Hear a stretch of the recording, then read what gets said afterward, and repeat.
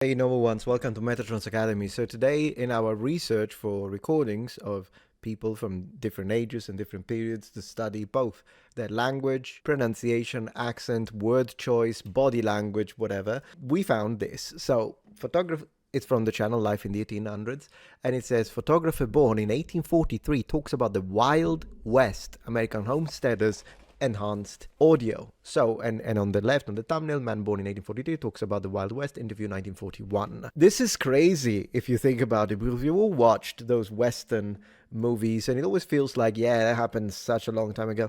But really, if you think about it, yeah, someone in the 1940s who was still alive could have easily been an actual cowboy in the Wild West, because the Wild West happens in between the mid to the end of the 19th century. So like 1865, after the American Civil War, we have the movement of settlements towards the West. They finished the Transcontinental Railroad in 1869. So there are a few things, gold rush and whatnot, but in general, yeah, it's like kind of the end, the golden age of the Wild West that we see reproduced in all sorts of movies. It's really at the end of the 19th century. So let's listen to this guy. Let's find the part where he speaks, because it's almost half an hour long. So for the whole video, go check the original channel, give them a comment, like, whatever. We'll find the part with the recording. This morning on a coast-to-coast broadcast of the Mutual Broadcasting System, it is our pleasure to pay a tribute to a gentleman who's sitting at our microphones here now in the Department of the Interior building. I'd like to repeat again that tribute before we start this little discussion, Mr. Jackson. We said this morning, one of America's grand old men has a birthday this week. He will be 98 years old Friday. Think of that, lacking only 2 years of being a century old. I think it's safe to say that no one in the world living today has looked upon the things this man has seen. No man will ever see them again. For William Henry Jackson is part and parcel of America's Old West. It was 75 years ago, part and parcel of America's Old West. It was 75 years ago, way back in 1866, that he worked his way west on the Oregon Trail as a bullwhacker. He was the first man who ever took pictures in the Yellowstone country. With his camera and with his able brush, he has photographed and painted a record of our early West that would not exist otherwise. I love the introduction also because, and I'll try not to interrupt too much, particularly when he speaks, and then we'll go back and do a little bit of a speech analysis. But one thing that I love is how this man now, who's recording in 1941, is speaking about 1860s as, oh wow, such a long time ago. 80 years of distance, right? 80 years of distance. Now, from our perspective, we also have about 80 years of distance from him. The man he's interviewing stands at a similar distance, if you will, to the way he does to us. He went as a bullwhacker with the Mormons to Salt Lake. He was with a mule freight outfit that lugged... He went as a bullwhacker with the Mormons to Salt Lake. Oh, wow. He was with a mule freight outfit that lugged stuff over the mountains to a little village called Los Angeles. He rode herd on Mustangs around another little village called Omaha. Because this man had the eye of an artist and the instinct of a historian, we have a better understanding today of the beginning of our great West. I'll be honest, I'm more interested in the guest, of course, but even the way the presenter speaks has a little bit of that transatlantic accent in the way he said, today, which is so old school to us as well, so I'm actually interested in him too.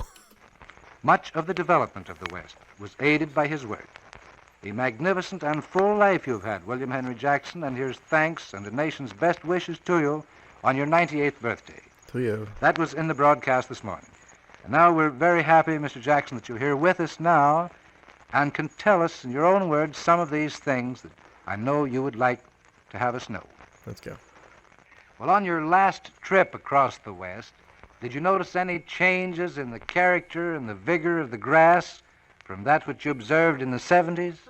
Well, that's been called to my attention lately by modern pictures that people have sent me from the Conservation Society. There I was called to mind the great difference of the luscious grass that we used to camp on, which are now dusty plains, some parts of the middle western Wyoming. Well, do you remember how the cowboys handled their trail herds in the great cattle drives between Texas and Montana? I am now engaged in painting a picture covering that very subject, showing the big drive of the old Longhorn period up across the old Chisholm Trail into Wyoming. That's If you're enjoying this video so far, please take a moment to check out my Patreon page. With as little as a $5 support, you can help us ensure that we can continue to produce high quality and high researched content. And at the same time, you get access to polls, extra videos, unlisted streams, and much more. Thank you so much. as you remembered. Yes. Now- I only crossed the trail. I didn't follow it. I see. Now, just when did There is a difference in the way they speak, isn't there? In fact, I'm struggling a little bit to understand the older gentleman, most likely not necessarily just due to the accent. He seems to have some kind of drawl, which is not only probably regional, but also the time difference. Like even now, we speak differently to the way our grandfathers speak. With that being said, and in combination with the recording, it's probably the old age and a little bit of mumbling that is making it difficult for me to understand. But do keep in mind, yes, that's a great question. In fact, asking me, do you remember the Cowboys? Yeah, that's what I would have. Man, to think that this guy saw the real deal. We saw the Cowboys, meaning like not like people from the South right now that still have that kind of lineage and maybe looks. I'm talking the people that were cowboys. That's what they did. We saw them on screen. This guy actually saw them. sheep began to compete seriously with cattle? on All the along range? the late 80s and 90s.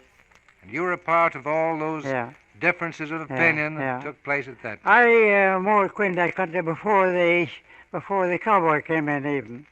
I like to think of that period before the cowboy period. The cowboys began to come in during the 70s. And they had the full sway for the next 10 years. And then they began to compete with the homesteaders and the cowboys.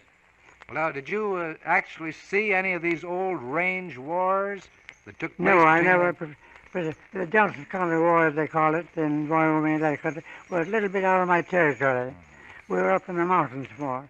My work with the geological survey was almost entirely in the mountains. Interesting. So another thing I want to comment here is, first of all, the choice of vocabulary of the interviewer. And that is a characteristic not only of the transatlantic way of speaking, because oftentimes we focus on it as if it was just a matter of accent. There's like in between a little artificial accent that kind of feels like a merging of American and English accents, right? That's really what the transatlantic is, which is very common in the early broadcast television, movies as well, and public speech. But it's not just a matter of accent and pronunciation, it's also a matter of choice of words and pauses and rhythm. And in this case, and even when they place the stress, such as when he said a second ago, today, right? Yeah, a little bit with a rising terminal at the end. And even though we've already spoken at length about the differences in accent and pronunciation, we've analyzed them. Today I want to focus on this. Look at his choice of vocabulary. People from the early 1900s all the way up to the 1950s tended to select words that depict events that would otherwise be disturbing in order to make them easier to address and conceive, even mentally. So in this case, he called them a difference of opinion. Have you witnessed all of those differences of opinion? He's probably talking about full-on violence. In fact, later they move on to the actual wars. And it's possible that apart from territory disputes, we're also talking about active engagements with Native Americans, which was something that did occur during this period as well, a little earlier than that as well. And so I think what he's talking about is stuff that I think a tendency of our modern vocabularies that we tend to use whatever word we find to be the most descriptive, whereas in vocabulary from the 1950s, 40s, 30s and earlier, they tended to use words that instead sounded more appropriate or made it more palatable to talk about arguments and topics that would otherwise be nasty to discuss. Now, whether or not this is more of a situation of proper speech, and maybe wouldn't happen if you were just speaking with your friends on the street, it's very possible, but it is interesting. And that's what's on the plains, You've where all that warfare occurred.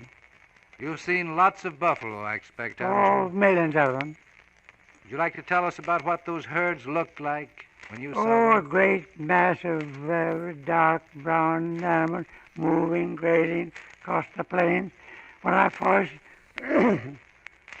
saw a great herd, It was the first year the Kansas Pacific ran across the plains, and we ran through them all day long, passing through buffalo. I had to stop the train to get them off the track.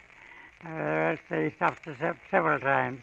They were as far as you could see in the distance on those flat plains. In the extreme distance, you could still see them moving on. You mean this was just... Okay, I did understand him in this case. It was an interesting description. I like the word plains for like a stretch of grass, for instance, and I don't know a meadow. I just love it. one herd that took the entire day for the train? Well, they were all, it wasn't a herd really, it's a whole mass of buffalo. One great mass of them all came together, not in different herds, but one great movement covering miles of territory. Would you estimate how many might be in such a... Oh, mass? very impossible to guess. Well, Some people call it millions, but that's rather excessive. did you see the hunting of the buffalo? Oh, thousands. How did they hunt the buffalo then? How did they hunt the buffalo? Oh, just Well, by horseback and chasing. Running up onto them. The old Indian with a spear and bow and arrow, and our modern people with their guns. I myself ran down several buffalo using only a revolver. Yeah, look at this. I think he did, right? If I understood him right, I did understand him up to this point, and I think then he was discussing, because the gentleman in the interviewer asked him how they were hunting the buffaloes, and I think first he described Native Americans with spear and bows and arrow, and then he said modern men. So in this case, he's of course talking about the actual Americans. The modern man is using guns, and then he said they use a revolver. A revolver. I mean, I like that, because a revolver is my favorite type of handgun, if I have to be open with you about that. That's the one I like. It's trustworthy. It's reliable.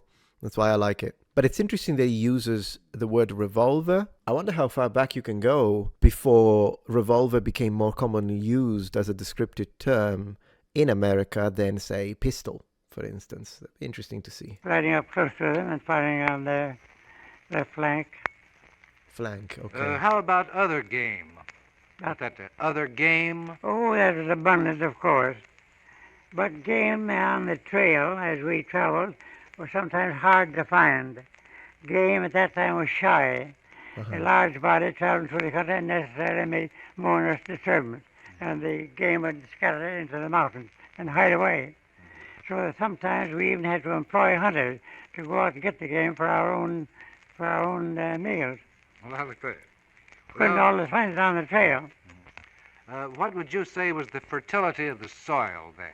Oh, of course, Difference between that and necessarily in the bottoms, around through where the stream flowed through, the flat valley bottoms and the Sweetwater valleys, all those western streams, the fertility seems to be very good indeed. Of course, that's all proved by the fine crop they raised when they came into production. Well, now was the... Very good indeed.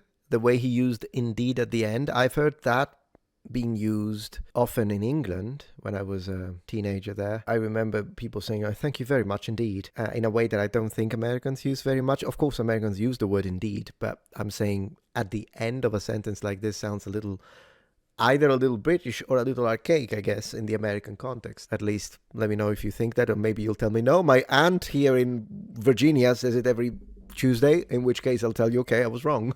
I don't know. I'm saying with my own experience. I also like how he referred to game as being shy. Not necessarily an archaic usage. I just thought it was interesting that he used that term to describe game that was difficult to catch because they kind of stay hidden, if you will. water in the streams in those days? Oh, yes, there was not much. Water was not conserved then. There were dry seasons when the streams almost go dry. But, of course, at that time, early day, there's no irrigation, except in a very small way, so that they confined themselves to immediate vicinity of the water. But there was no They didn't dust depend bowl. upon rainfall at all. They did depend for such crops as they had upon irrigation, but in a limited way. Well, what did people do for amusement in those days? What Yeah. were their amusements? Oh, I don't know. There's no amusement such as we know it today. They all went to bed early and got up early. I see. What about... Wow, I love this guy, by the way. He's pretty sharp. So no amusement, just go to bed early, wake up early, go hunt a buffalo, I guess, take care of irrigation, and mind the cattle if you're a cowboy. wow, to think that this is someone who actually visited, like lived all of this, one of the early pioneers, if you will. Fascinating stuff. Anyways, as usual, I mean, there is a lot more to listen to. I'll leave it to the actual channel so that this video can function a little bit as an introduction, a demo, if you will. And if you're intrigued, you'll find a link in the description and the pinned comment. For today, I'm going to keep it short. But thank you for watching. I'll see you tomorrow. Bye. Proudly presenting the pendant of the noble one. Look at this beauty. Original custom design created by me in collaboration with Viking Jewelry. And it's my way to celebrate all of you, because as you know, I've been calling you noble ones for the last 12 years. Well, this is indeed the pendant of you, the noble ones, who are the custos veritatis, written here in Latin, and it means keeper of truth, because that's the only thing that matters.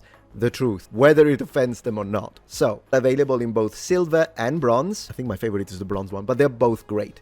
And this can be bought as a set, as we offer the original ring of the noble one, available in silver, bronze, and gold, the bracelet of the noble one, silent oath of truth, and a more low-profile version of the ring for those who prefer something a little thinner, which we offer also in bronze, silver, 14-karat gold, and 18-karat gold. Use the code NOBLE1 for a 15% discount at checkout, and massive thanks to each and every single one of you, and thank you to my haters for supporting my work.